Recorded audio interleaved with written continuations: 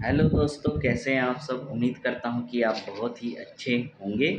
आज की वीडियो में हम बात करेंगे डीएसएसबी में जो आपकी एज कम कर दी गई है, तो आप क्या कर सकते हैं। और इसके बाद फिर हम चर्चा ये करेंगे कि केवीएस का जो रिज़ल्ट है टीजीटी पीजीटी का, वो कब तक आ जाएगा और पीआरटी का रिज़ल्ट कब तक आएगा, उसके बारे में भी हम देखेंगे। इसके अलावा हम देखेंगे जो एनवीएस में आपकी वेटिंग लिस्ट है, वो कब तक जारी हो जाएगी। और इसके अलावा जो रह गए हैं आपका, जिनका एनवीएस में नहीं हुआ है, केवीएस के जो है इंटरव्यू में भी रह गए हैं, और AEEES का भी जो एटॉमिक वाला हुआ था उसमें रह गए हैं, तो उनके लिए अब क्या अपॉर्चुनिटीज़ हैं। और उनके लिए अब जो है न्यू रिक्रूटमेंट जो आई हैं उनकी भी बात करेंगे, जैसे जेबीटी हरियाणा जो है आपकी चंडीगढ़ वाली, और आपकी यूपी टीजीटी पीजीटी में अगर आवेदन किया है उसकी भी बात करेंगे। और बिहार में भी रिक्रूटमेंट आई है, उसमें भी आप आवेदन कर सकते हैं। और EMRS, उसके लिए भी क्या आप आवेदन कर सकते हैं, उसके बारे में आज की हमारी चर्चा रहेगी। तो वीडियो को शुरू करने से पहले मैं आपसे एक गुजारिश करना चाहूँगा कि अगर आपने चैनल को सब्सक्राइब नहीं किया है तो आप कर लीजिए और वीडियो को लाइक कर लीजिए। और चलिए वीडियो को शुरू करते हैं। दोस्तों, जैसा कि आपको पता ही है कि डीएसएसबी के द्वारा अपना एक दिल्ली राजपत्र में यह घोषित किया गया है, ये अनाउंस कर दिया गया है कि उनकी जो एज लिमिट है वो 30 ईयर मैक्सिमम रहेगी, और ये यूआर की रहेगी। और एज रिलैक्सेशन जो आपका कैटेगरी वाइज होगा वो आपको मिलेगा ही। और लेकिन उसमें साफ लिखा हुआ है कि अगर डीएसएसबी चाहे तो एज लिमिट में बदलाव भी कर सकती है, जो नोटिफिकेशन में वैलिड होगा। ये मतलब राजपत्र में तो ये कहा गया है कि इसके अनुरूप होना चाहिए। वैसे ही इसके खिलाफ एक कोर्ट में अपील भी की गई है। अगर उसका डिसीजन आपके फेवर में आता है तो आप तो फिर रिक्रूटमेंट में आवेदन कर सकते हैं, अगर आप 30 प्लस हैं। कोई बात नहीं, हर चीज़ अपने हाथ में भी नहीं होती है ना। और आपको निराशा नहीं होनी चाहिए। एक रास्ता अगर आपका बंद होता है तो दूसरा रास्ता आपका खुलता भी है।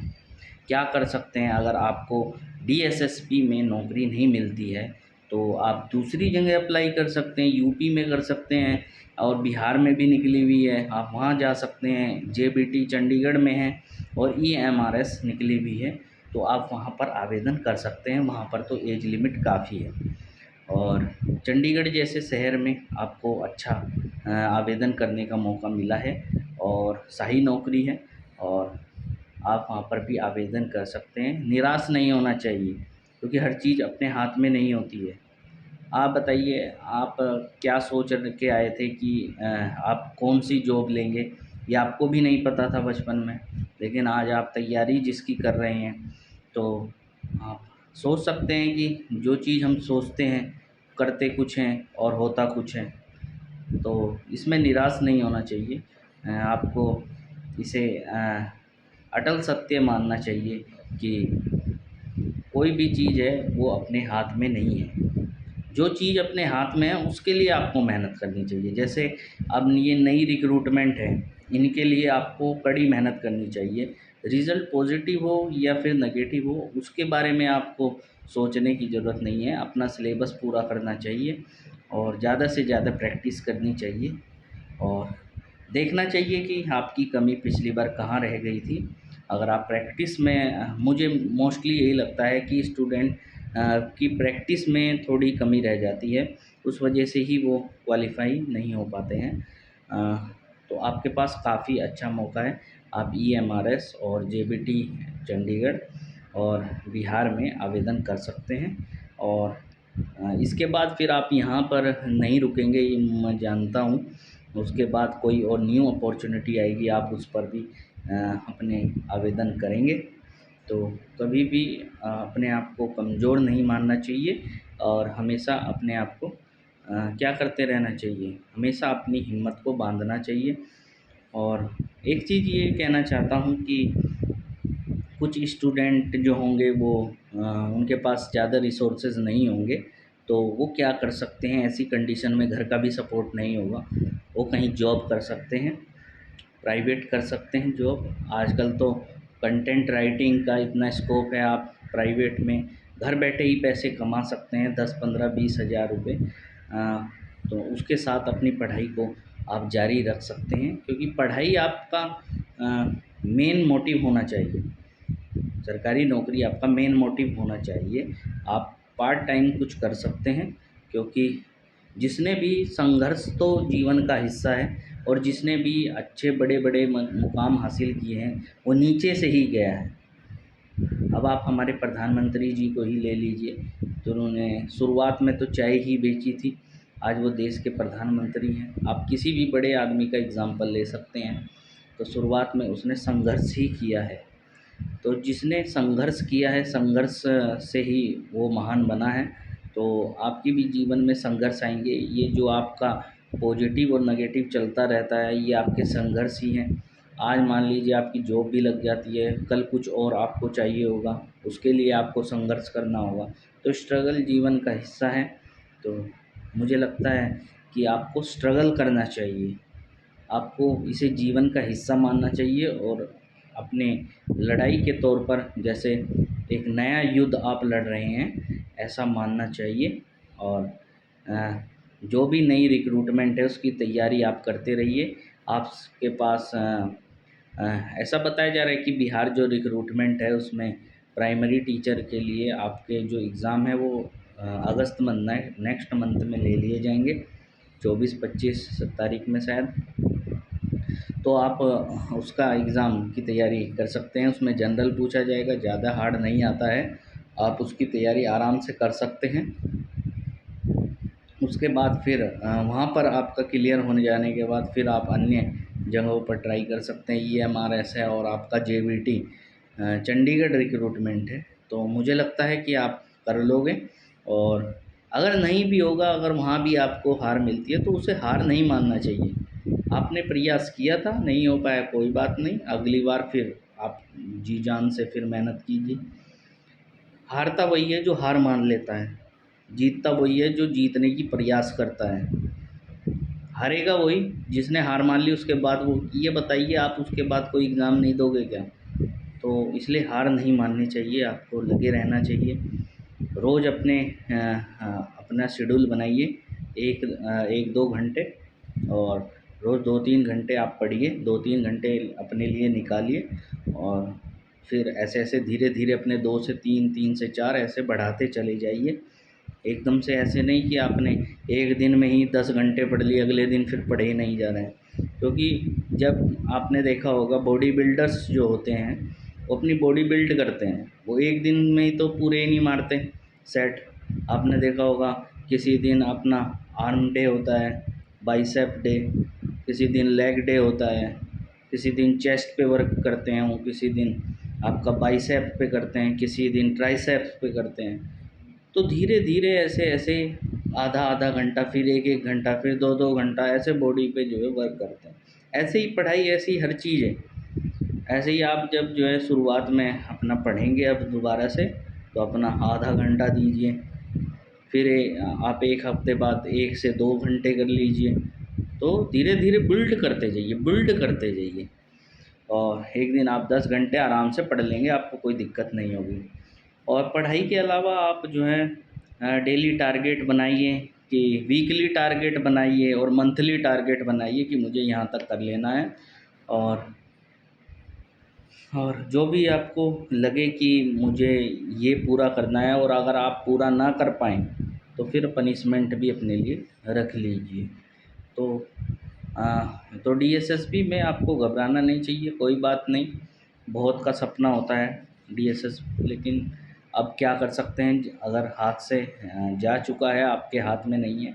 आपको उन चीज़ों पर मेहनत करनी चाहिए जो आपके हाथ में है, ठीक है? और ये है कि आपके सारे रास्ते तो बंद नहीं हुए, है ना? ऐसा तो है नहीं कि आप बिल्कुल सारे रास्ते बंद हो चुके हैं।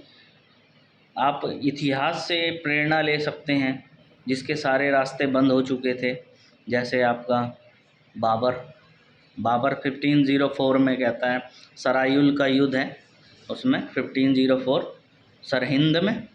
वो कहता है क्या हुआ जो मैदान हार गए, अभी सब कुछ नहीं हारे हैं।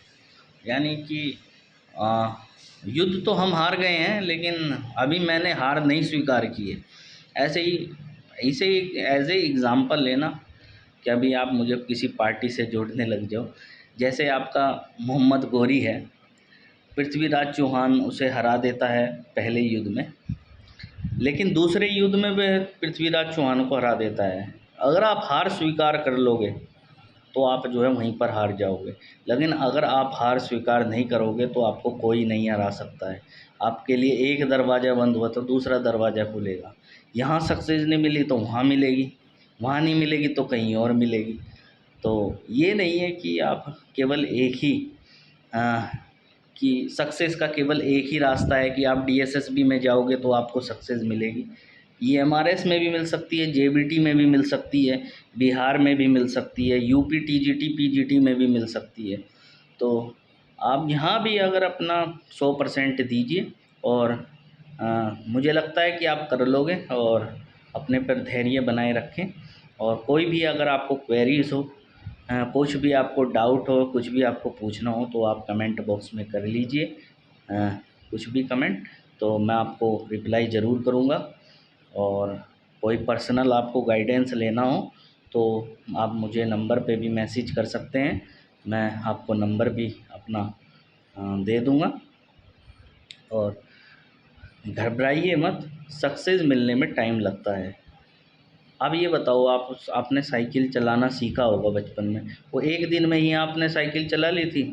पहले आपके माता पिता या आपको पकड़ते होंगे, साइकिल पर बैठा के थोड़ी दूर तक ले जाते होंगे, तो फिर आप गिरे भी होंगे, कई दिन तक आप जो है गिरते रहे होंगे, फिर थोड़ी सी चली होगी साइकिल, फिर जो है फिर आप सड़क पे ले गए होंगे, सड़क पे गिरे होंगे। तो ये जीवन का हिस्सा है, कोई भी चीज़ सीखने में वक्त लगता है, इंसान कुछ भी सीख सकता है। आप ये कहो कि मुझे मैथ नहीं आती, मैं मैथ से दूर, आप ये बताओ मैथ में आप जो है कितना टाइम देते हो? आप बोलते हो मेरे को सोशल साइंस नहीं आती है, आप ये बताओ सोशल साइंस को आपने कितना टाइम दिया है? जब आप किसी चीज़ में इंटरेस्ट लेने लगते हो, आप ये नहीं है कि आपने एक दिन में ही बस आज ही मुझे सोशल साइंस पूरी करनी है, आधा घंटा दीजिए। जिस भी विषय में आप कमज़ोर हैं सब्जेक्ट में, उसे आधा घंटा दीजिए, 15 मिनट दीजिए डेली, तो वो आपको धीरे धीरे ईज़ी लगने लगेगा, उसमें इंटरेस्ट जगेगा और आप सब कुछ पढ़ सकते हो। इंसान सब कुछ कर सकता है, ऐसा कुछ भी नहीं है, लेकिन मेन वही है कि आप कंसिस्टेंस रहें, एक चीज़ पर फोकस रहें, और एक बार वहाँ पर सक्सेस मिल जाए तो दूसरी जगह जब जाने का प्रयास करें। जैसे आपने ईएमआरएस, अब मान लिया कि मैं ईएमआरएस की तैयारी करूँगा, रिक्रूटमेंट जो निकली है, या बिहार की मैं तैयारी करूँगा। अब बिहार को 1.5 महीना दे दीजिए। अब ये नहीं कि थोड़ी सी तैयारी उसकी की, थोड़ी सी उसकी करी, ऐसे नहीं सक्सेस मिलेगी। कंटिन्यूअस आपको एफ़र्ट उसमें डालने होंगे और आप कर लोगे। इसमें कोई कोई बहुत बड़ी चीज़ नहीं है, सब कामयाब होते हैं, ऐसा कोई नहीं है। आप अगर आपको वे सही नहीं मिला होगा, आपके साथ कोई मिसहैपनिंग हुई होगी, ऐसा तो हो ही नहीं सकता है कि आप मेहनत कर रहे हैं आपका हुआ ना हो। आपने भी बचपन में देखा होगा, जब आप अपना 10th-12th कर रहे थे तो आप कितना अच्छा स्कोर करते थे, या मतलब एकेडमिक में थे।